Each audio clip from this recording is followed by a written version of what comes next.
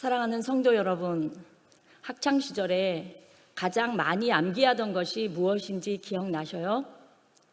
세월이 지나도 잊어버리지 않는 것이 몇 가지 있습니다. 제일 먼저 구구단, 다음은 태정, 태세, 문단세, 조선 왕조였습니다. 성경에서도 몇 가지 암기하시면 도움되는 것이 있습니다. 줄줄이 암송은 않더라도 사사기를 공부하면서 지나온 사사가 누군지 한번 기억해 보겠습니다. 첫 번째 사사는 유다 지파 그나스의 아들 온니엘입니다. 그는 갈렙 장군의 조카이고 그가 물리친 왕은 메소보다미아 왕 구산 리사다임이었고 사사로 다스린 지는 40년이었습니다. 두 번째 사사는 왼손잡이 에훗입니다. 왼손잡이지만 오른손의 아들이라는 뜻을 가진 에브라임 지파 출신인 그가 대적한 왕은 모압 왕 에글론이고 그는 비둔한 왕이었죠. 에훗이 사사로 다스린 기간은 80년이었습니다. 세 번째 사사는 아낫의 아들 삼갈입니다. 그는 소모는 막대기로 블레셋 사람 600명을 죽이고 이스라엘을 구원하였더라고 성경은 간략히 말씀하고 있습니다. 이제 오늘 우리가 읽은 본문에 네 번째 사사가 나옵니다. 여선지자 드보라이지요. 오늘 사사기 4장 말씀을 통하여 하나님께서 저와 여러분에게 큰 교훈과 은혜를 주실 줄로 믿습니다. 오늘 1절 말씀은 이렇게 시작합니다. 에훗이 죽으니 이스라엘 자손이 또 여호와의 목전에 악을 행하매 그랬어요. 이스라엘의 사사가 죽으면 다시금 이스라엘 백성의 불순종의 7가지 패턴이 있었다고 전에도 제가 한번 말씀드렸습니다. 7가지 패턴의 출발은 가나안 족속과 함께 거주합니다. 다음은 그들과 통혼을 하고 다음은 그들이 섬기는 우상을 섬깁니다. 그러면 하나님께서 이방 민족을 통하여 징계를 하시고 그 고통이 괴로우면 그제야 회개하고 하나님을 찾습니다. 그러면 하나님께서는 한 구원자를 세워 구원해 주시고 당분간은 평화를 누립니다. 그렇게 지내다가 마지막에 꼭 행하는 것이 무엇이지요? 오늘 본문 1절에 또 여호와의 목전에 악을 행하매, 이 또가 문제라고 했습니다. 또 악을 행하매, 어떤 악일까요? 우상을 섬기고 하나님을 잊어버리고 말씀에 불순종하는 악입니다. 그래서 하나님께서 징계를 하시는데 이번에는 누굴 사용하시는가 하면 가나안 하솔 왕 야빈이에요.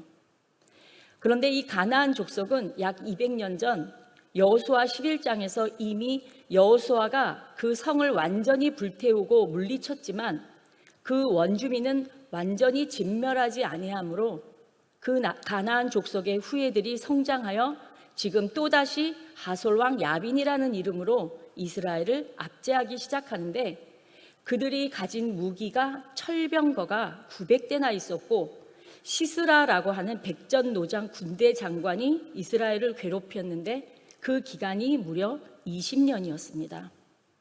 사사 온니엘 때 메소보다미아 왕 구산 리사다임은 8년을 괴롭혔고 제가 아까 잘못 말했죠. 그 후 에훗 시대의 모압 왕 에글론은 18해를 괴롭혔습니다. 그런데 이제 하솔 왕 야빈은 3절에 20년 동안 이스라엘 자손을 심히 학대했으므로라고 표현하고 있습니다.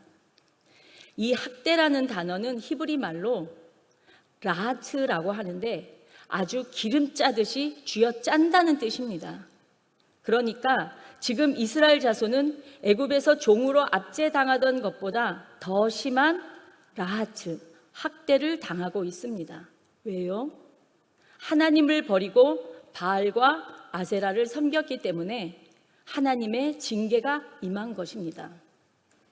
그들이 당한 학대가 어느 정도냐 하면 단순히 나라를 침략해서 노예처럼 일시키고 농사지어서 모아둔 먹을 것 가져가고 하는 수준이 아니라 엄청난 괴롭힘으로 이스라엘 백성들의 땀과 노력을 기름 짜듯 쥐어짜서 고열을 빨아냈다는 얘기입니다. 하나님이 허락하신 샬롬의 땅에 들어와서 샬롬이 없는, 평화가 없는 고열을 짜는 듯한 그 고통의 시대를 지금 20년간 보냈다는 것이죠. 자, 그랬더니 다음 단계는 어떻게 했어요? 이스라엘 자손이 여호와께 부르짖었더라. 회개의 눈물을 흘리는 것이죠. 그랬더니 4절을 보겠습니다. 그때에 랍비도세 아내 여선지자 드보라가 이스라엘의 사사가 되었는데, 사사가 여자입니다. 우리말 성경은 그때의 랍비도세 아내 여선지자 드보라가 이렇게 그때가 먼저 나오죠. 그런데 원문에는 첫머리에 드보라부터 나옵니다. 드보라는 여선지자, 그녀는 랍비도세 아내이고 그때의 사사가 되었다, 이렇게 기록되어 있습니다. 이 순간에 여자 선지자를 강조한 이유는 하나님이 들어쓰실 남자가 없었다는 것이었죠. 하나님께서 이 당시에 사사는 남자라고 하는 고정관념을 깨버릴 수밖에 없었던 것은 사사로 내세울 남자가 아무도 없었다는 것입니다. 20년 동안 하솔왕 야빈의 밑에서 라하츠, 학대를 당하면서 철병거 900대, 요즘 말로 탱크 900대에 시스라라고 하는 아주 거친 장군이 괴롭히고 있으니 남자들이 찍소리를 못했겠죠. 그런 상황에서 하나님이 여성 사사를 세우셨는데 여인은 랍비도세 아내, 그러니까 평범한 가정주부, 그런 여자를 사사로 세우신 것이죠. 자, 그런데 이 여선지자 드보라가 어떤 일을 하다가 사사가 되었는지를 설명하는데 5절, 6절을 보겠습니다. 그는 에브라임 산지 라마와 베델 사이 드보라의 종려나무 아래에 거주하였고 이스라엘 자손은 그에게 나아가 재판을 받더라. 드보라가 사람을 보내어 아비노함의 아들 바락을 납달리 게데스에서 불러다가 그에게 이르되 이스라엘의 하나님 여호와께서 이같이 명령하지 아니하셨느냐? 너는 납달리 자손과 스불론 자손 10,000명을 거느리고 다볼산으로 가라. 자, 여기에 드보라의 외모나 그녀의 성정이나 그녀의 싸움 실력에 대해서는 아무 언급이 없고 성경은 종려나무 아래 거주했다는 말을 기록하고 있습니다. 여러분, 종려나무 열매가 대추 야자로 매우 달다는 것을 아시죠? 즉 적과 꿀이 흐르는 땅이라고 할 때 꿀은 바로 종려나무 열매를 두고 하는 말입니다. 이 꿀과 같은 열매를 맺는 종려나무 아래에서 드보라가 재판을 하고 있습니다. 근데 드보라라는 이름의 뜻은 꿀벌입니다. 꿀벌이 꿀나무 아래서 재판하는 것이죠. 이게 무슨 의미냐 하면 재판이 제대로 되지 않고 기울어진 재판, 잘못된 재판으로 사람들이 괴로움을 당할 때 성경에서는 공의의 열매를 쓴 쑥으로 바꾸었다고 표현합니다. 이와 반대로 재판을 꿀처럼 달게 한다는 말은 하나님의 정의와 진리가 그대로 살아있는 재판을 했다는 것입니다. 지금 드보라는 하나님의 정의를 선포하는 꿀과 같은 여인, 꿀벌 드보라가 꿀을 나눠주며 재판하고 있는 굉장히 지혜로운 여인으로 소개되고 있는 것입니다. 그래서 지혜로운 드보라는 자기가 직접 철병거 900대를 가진 시스라와 싸우지 않고 아비노함의 아들 바락을 납달리 게데스에서 불러다가 그에게 이르되 이스라엘의 하나님 여호와께서 이같이 명령하지 아니하셨느냐? 너는 납달리 자손과 스불론 자손 10,000명을 거느리고 다볼산으로 가라 라고 말합니다. 여기에 바락이 나오는데 바락이란 이름의 뜻은 번개입니다. 하나님이 쓰시는 여러 전쟁 도구 가운데 불도 있고 비도 있고 우박도 있고 번개도 있습니다. 그러니까 번개라는 이름의 바락은 하나님의 준비된 사람, 준비된 전쟁 도구입니다. 비가 오고 번개치고 벼락을 때리면 철병거 900개가 아니라 9,000개라도 번개와 벼락을 맞고 불에 타버리면 아무 쓸모가 없겠지요. 그래서 드보라는 바락에게 내가 시스라에게 싸우러 가라 이렇게 명령합니다.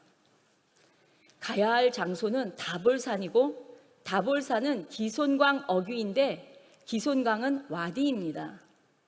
와디는 평소에는 마른 땅인데 비가 오면 강으로 바뀌고 더 큰 비가 내리면 거기는 진창이 돼버리는 간헐천입니다. 그러니까 이 기손강이 비가 와서 진창이 돼버리는 간헐천입니다. 그래서 철병거 바퀴가 빠져서 꼼짝을 못하게 되는 것이죠. 그런 상황을 계획하신 하나님은 기손강 인근 다볼산으로 지금 바락을 보내고 있는 것입니다. 하나님의 작전이 여러분도 보이시나요? 하나님께서 여선지자 드보라를 통하여 이번 작전은 세우셨지만 작전 수행은 남성인 바락에게 기회를 주고 있어요. 번개, 내가 가서 기손 땅에서 진흙에 허우적거리는 시스라를 죽이고 영광을 차지하라. 이렇게 하는 것입니다. 본문 7절입니다. 내가 야빈의 군대 장관 시스라와 그의 병거들과 그의 무리를 기손강으로 이끌어 내게 이르게 하고 그를 내 손에 넘겨주리라 하셨느니라. 여기에 하나님의 약속이 정확하게 나오는데 기손강으로 이끌어온 그의 철병거를 다 무력하게 하고 시스라를 내 손에 넘겨주리라. 이제 바락은 가서 밤나무 아래 밤 줍듯이 시스라와 그의 병거를 치기만 하면 됩니다. 바락에게는 큰 영광이 지금 주어질 순간입니다. 그런데 문제는 8절이에요. 바락이 그에게 이르되 만일 당신이 나와 함께 가면 내가 가려니와 만일 당신이 나와 함께 가지 아니하면 나도 가지 아니하겠노라 하니. 지금 바락은 남자이고 번개인데 여자인 드보라에게 허리끈 붙잡고 매달리고 있습니다. 당신이 나하고 같이 가면 나도 가겠지만 당신이 안 가면 나도 안 가겠습니다. 이게 무슨 말이에요? 지금 드보라라는 지혜로운 꿀벌은 하나님의 명령이다. 이스라엘의 하나님 여호와께서 이같이 명령하지 아니하셨느냐? 그 말은 나 드보라와 너 바락에게 동시에 이같이 명령하지 아니하셨느냐라고 확인하는 거죠. 그러니 이제 너가 가서 싸우고 그 영광을 취하라 라고 말하는데 바락은 난 안 가겠다고 철없는 아이와 같이 떼쓰고 버티는 것입니다. 이 얼마나 답답한 노릇입니까? 하나님이 말씀하셨지만 시스라는 여전히 살아있고 철병거 900대는 지금 여전히 우리를 칠 준비가 되어 있는데 제발 드보라님 말씀만 하지 말고 저하고 같이 가주세요 라고 말하고 있는 것입니다. 이게 얼마나 창피스럽고 불쌍한 노릇입니까? 하나님은 번개를 들어서 지금 시스라를 치려고 하시는데 시스라가 어떤 병거를 가지고 있습니까? 철병거 아닙니까? 철병거는 우선 보기는 무섭지만 진창에 바퀴가 빠지면 꼼짝을 못하겠죠. 그때 하나님이 번개를 내리시고 벼락을 내리시면 철병거는 다 완전히 불타버리고 아무런 쓸모가 없지요. 하나님이 왜 바락을 보내시려고 하는가? 바락이 능히 시스라를 물리칠 수 있는 사람이기 때문이죠. 그런데 이 바락은 가려고 하지 않습니다. 이것이 우리에게 있는 학습된 무기력입니다. 20년 동안 시스라 밑에서 괴로움을 당했단 말이죠. 20년 동안 철병거의 두려움 속에 살았어요. 그러니까 20년의 두려움이 하나님의 말씀으로 극복되지 않는 것입니다. 지금 바락의 머릿속에는 철병거 900대가 무너지는 꿈을 꿀 수가 없어요. 그의 머릿속에는 노익장 시스라가 철병거를 버리고 맨발로 도망가는 그 상황을 전혀 상상하지 못하고 있는 것입니다. 내가 나가서 시스라한테 죽으면 어떡하지? 철병거에 깔려 죽으면 어떡하지? 두려움에 떨며 그 여선지자 드보라에게 매달리고 있는 것입니다. 9절입니다. 이르되 내가 반드시 너와 함께 가리라. 드보라는 두려움이 없습니다. 단호합니다. 왜? 이 계획은 하나님이 세우셨고 하나님이 하시는 전쟁이니까 망설이지 않고 바로 응답합니다. 내가 너와 함께 가겠다. 드보라는 하나님이 이미 승리를 우리에게 주셨다는 확신이 있었습니다. 그러나 내가 이번에 가는 길에서는 영광을 얻지 못하리니. 자, 여기서 하나님의 계획이 바뀝니다. 바락이 영광의 주인공이 되는 것이 원래 계획이었지만 그가 망설이니까 그 계획이 바뀌게 됩니다. 그러나 너는 시스라를 죽이는 하나님의 명령을 너 스스로 수행하지 못하리니 너는 그 영광을 다른 여인의 손에 넘기게 될 것이라. 굴러온 복을 차버리는 바락, 참으로 안타까운 남자가 되었습니다.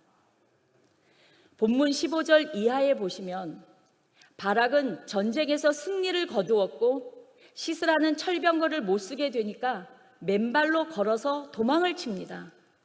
그리고는 시스라가 평소에 알고 지내던 헤벨의 집으로 들어가게 되고 헤벨의 아내 야엘이 그를 맞이하여 장막에서 쉬게 합니다. 그리고 시스라가 너무나 목이 말라서 물을 달라고 하니까 야엘은 물 대신에 우유를 줍니다. 그런데 이 우유라고 하는 것은 발효가 되는 발효유이기 때문에 마시면 졸리게 되는 수면 효과가 있습니다. 야엘이 준 우유를 마시고 잠이 든 시스라를 야엘이라는 여인이 그 머리 관자놀이에 장막 말뚝을 박아서 끔찍하게 죽입니다. 그런데 여기서도 야엘이라는 용감한 여인이 등장하죠. 시스라에게 염소젖을 내어주고 그를 잠들게 한 다음에 죽여요. 자, 시스라는 죽었습니다. 지금 이 작전에 하나님께서 영광을 주려고 했던 사람은 처음에는 바락이었어요. 번개였어요. 그런데 바락이 망설이니까 하나님은 그 영광을 야엘이라는 여인의 손에 시스라를 파셨어요. 여인의 손. 그 여인은 꿀벌 드보라와 들염소 야엘이었어요. 하나님은 꿀벌과 들염소를 사용하셔서 시스라를 무너뜨리신 것이죠. 여기에 재미있는 비유가 있는데 가나안 땅을 젖과 꿀이 흐르는 땅이라고 하잖아요. 그 젖과 꿀이 흐르는 땅에서 젖과 꿀로 하나님은 시스라를 심판하고 있습니다. 젖은 들염소 야엘이고 꿀은 드보라이지요. 이 두 여인을 통해서 하나님은 어마어마한 시스라를 무너뜨리신 것입니다. 이것은 무엇을 보여줍니까? 이것은 하나님께서는 능력 있는 자 바락, 번개와 같은 바락을 쓰기를 원하시지만 그가 믿음이 준비되지 않으면 하나님은 그를 통해 일하지 않을 수도 있다는 거예요.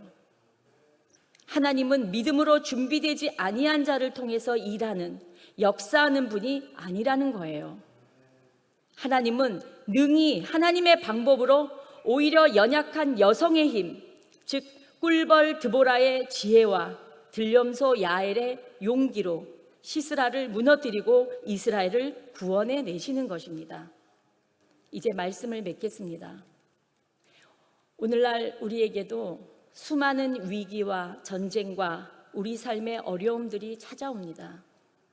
사업의 성장, 직장에서의 승진과 성공, 학업과 취업, 질병 등등 무수히 많은 가나안의 야빈과 시스라가 우리를 괴롭힙니다. 그런데 어려움을 어떻게 당할까? 어떻게 이겨낼 것인가? 하나님께서는 이미 나에게 비와 우박과 천둥과 번개로 이길 수 있는, 감당할 수 있는 능력을 주셨습니다. 그럼에도 불구하고 무너지고 넘어지는 이유는 마음속에 하나님의 말씀에 대한 신뢰가 없기 때문입니다. 하나님의 말씀이 분명히 내게 임했고 약속대로 될 것이라는 믿음이 있다면 그런 사람들이 쓰임 받을 것이며 반드시 승리할 것이고 극복할 것입니다. 그러나 내가 아무리 스펙이 좋은 사람이라 할지라도 확실한 믿음이 없으면 하나님 앞에서는 무기력한 사람이 되고, 그러면 하나님은 그를 두시고 오히려 더 연약해 보이는, 오히려 더 부족해 보이는 사람들을 들어 쓰신다는 것입니다. 사랑하는 성도 여러분, 오랫동안 신앙생활 하시면서 나도 모르는 내 속에 굳어있는 자신의 경험으로 학습된 무기력이 없는지 살펴볼 필요가 있습니다. 900대의 철병거, 그거 너무 강해서 안 돼. 기온강, 그 물도 없는 강가에서 뭘 하겠어. 안 돼, 안 돼. 다볼산, 그곳은 지금 내가 혼자서 가기에 너무 높고 너무 멀어. 적절하지가 않아. 그 방법은 지금까지 해왔던 전통이기 때문에 바꿀 수가 없어. 아무리 현실이 어려워도 하나님의 말씀의 힘을 믿고 담대히 나아가 부딪히면 승리할 줄을 믿고 하나님을 의지하는 사람을 통해서 시대를 구원하신다는 것을 확신하며 오늘 이 말씀이 이 한 주간을 살아가는데 피와 살이 되시기를 예수님의 이름으로 축복합니다. 기도하겠습니다.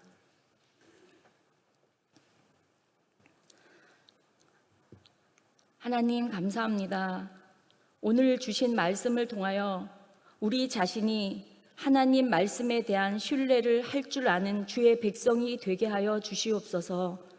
그리하여 나가 싸우라 하실 때 오직 하나님만 신뢰하고 담대하게 나갈 수 있는, 나의 현실을 과감히 부딪혀 살아낼 수 있는 실력을 주시고 그 믿음을 주시옵소서. 하나님이 연약한 나를 통해서라도 내 현실과 우리 가정과 교회를 부흥시키고 이 시대를 변화시키는 하나님의 사람으로 우리를 세워 주시옵소서. 우리 주 예수님의 이름으로 기도합니다. 아멘.